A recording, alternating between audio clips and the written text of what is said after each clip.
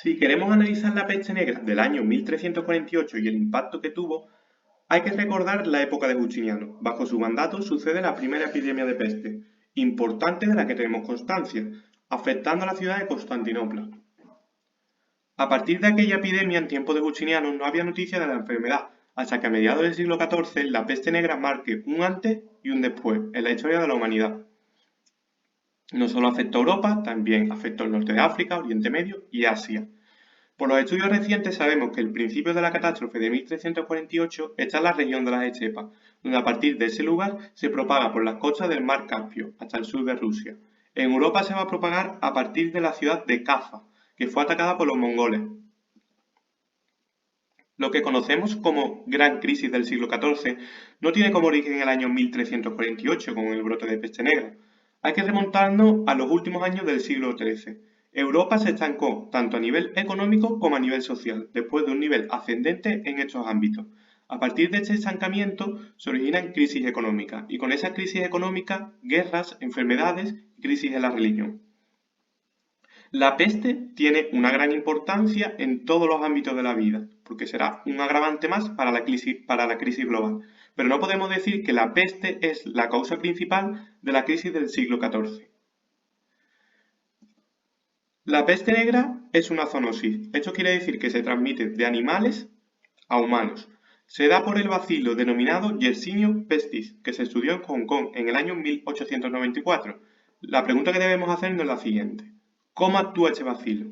Este bacilo habita en las pulgas de las ratas, tanto negras como grises.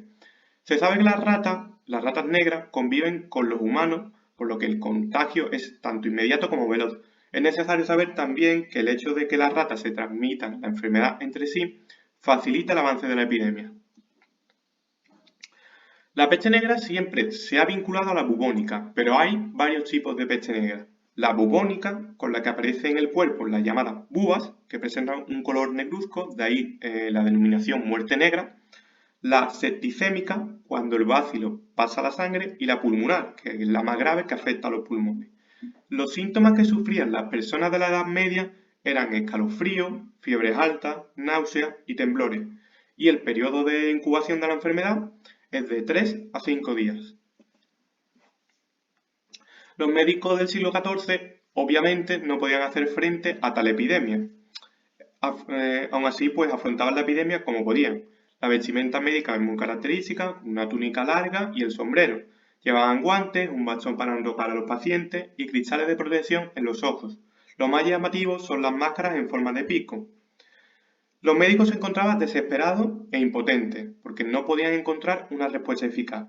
La situación que vivía llevó a los médicos a recetar varios medicamentos inútiles.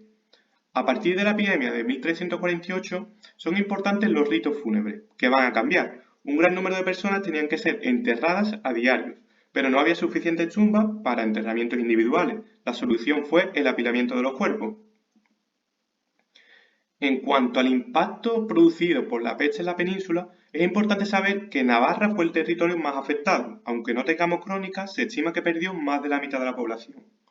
En la corona castellana no existen grandes crónicas de la peste, como sí existen en Francia o en Inglaterra, pero sí tenemos una magnífica crónica de Alfonso XI que he visto interesante reflejar en esta grabación, donde la peste es mencionada porque el rey fue víctima. En cuanto a las consecuencias, uno de los mayores problemas que causó la peste negra fueron los rebrotes. Estos rebrotes duraban como mínimo 6 meses y se podían extender hasta los 18 meses. Pero la principal consecuencia de la peste negra, obviamente, pues fue el descenso de la demografía. Según el historiador Benedicto, la peste mató 50 millones de personas en el siglo XIV, el 60% de la población europea. Socialmente, pues la peste causó un gran temor hacia la muerte y a partir de los 2 siglos posteriores se van a tener mucho miedo. A nivel económico el campo quedó vacío y a las ciudades acudieron más personas, lo que provocó que la aristocracia rural, que vivía de las rentas, pues arrendara sus tierras a cantidades muy bajas o explotarlas con agricultores. Esos agricultores pues tenían unos buenos salarios. En el plano sanitario podemos decir que la peste ayudó a desarrollar la idea de prevención sanitaria. Ya que hoy en día pues estamos sufriendo una pandemia global, sería bastante interesante realizar una comparación.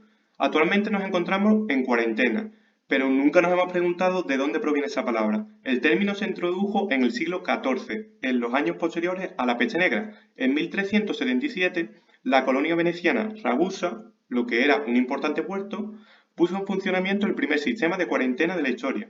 Como también sucede con el coronavirus, la enfermedad pasaba de los animales a los humanos. En este caso, provenía de los roedores, de las ratas negras especialmente.